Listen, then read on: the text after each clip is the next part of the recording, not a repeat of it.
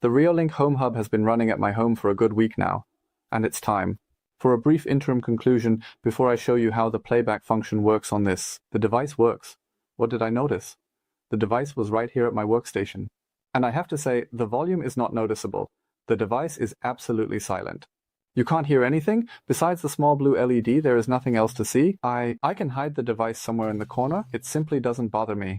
With the large NVR. In the one I also operate, I have installed 2 fans. At that time, I pointed out that the fans are loud and avoid using this device in the bedroom. Should be set up.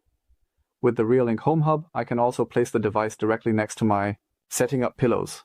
That wouldn't bother me. Another significant advantage over in my opinion, the power consumption of the NVR is significant.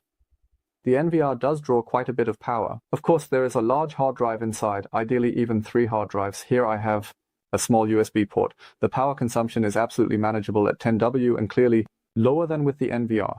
However, there are also things that I don't like as much. Similar to the network video recorders, when the cameras are directly connected there, this hub creates a kind of its own subnet. This means that I can access the cameras that I have here, app only, and client access the camera. Direct access to the streams, for example, through my Home Assistant has cut me off. I can no longer access the cameras through the Home Assistant. There is an error message stating that the device is not reachable. The reachability, however, using the Reolink Home Hub is unrestricted. Personally, I don't find that very appealing. I really enjoy using Home Assistant and have integrated the Reolink cameras there with various functions are integrated, so it would be nice if I could still access the cameras separately. One other thing that I noticed is the sometimes delayed loading time during playback. I noticed this when starting playback on the client with the Argus 4 Pro. When I start playback on the client and want to watch a previously recorded video, I can literally see the timeline with the recordings displayed there. I can set the filters. When I select a clip there, I sometimes or occasionally have problems in the timeline with 2 or 3 days. It sometimes took 10 or 20 seconds for the loading bar to finish. I actually saw a picture. Personally, I didn't think that was very good. The delay has no effects on the normal settings or in the live view at all. I had it, everything works normal there, but with the Reolink Home Hub, I sometimes do have issues. Longer loading times. Curiously, I could not replicate this phenomenon on the app. I can use the current version of the client. I don't know exactly what the issue might be. I couldn't. I was only able to reproduce this error on certain days. On other days, the playback started immediately with a click. I should mention that I generally work with the highest resolution on the client, but I think that usually cannot be the reason. Aside from that, the device is truly worth its money, and the operation is child's play. I will now show you how to start playback and view the recorded videos You can view the client. After that, I will show you how it works on the app on the phone. I have already opened the Reolink Home Hub for playback on the client. Let's take a look together, how it all works. I open the Reolink Home Hub and through the event log, I can directly display all recordings. The history has a filter function for all cameras that I have installed it. As you can see, the recordings go back quite a while. I want to let the cameras run for a good week. Now I only want the RLC 1220A. Take a look and confirm the filter. The display will be updated through the search. What I find very nice is the preview function. I already know this from the app.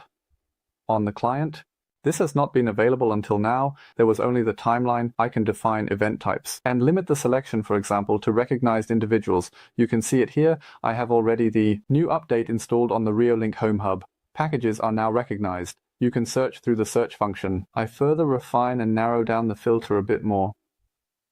When I click on play, the video is displayed.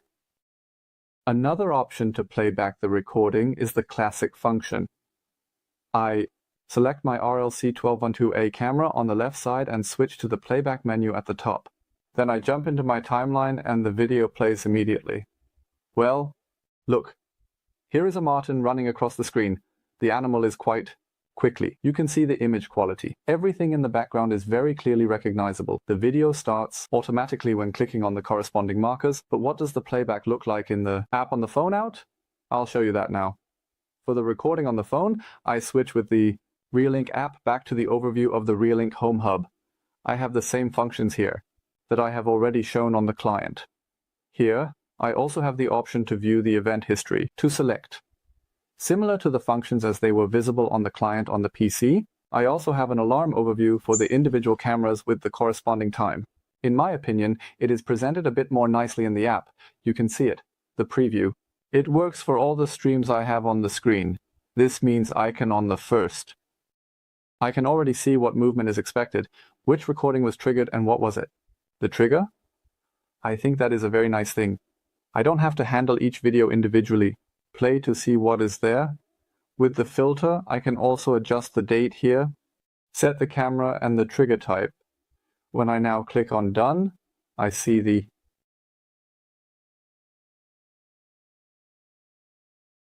corresponding and relevant recordings in chronological order, in reverse chronological order, backwards.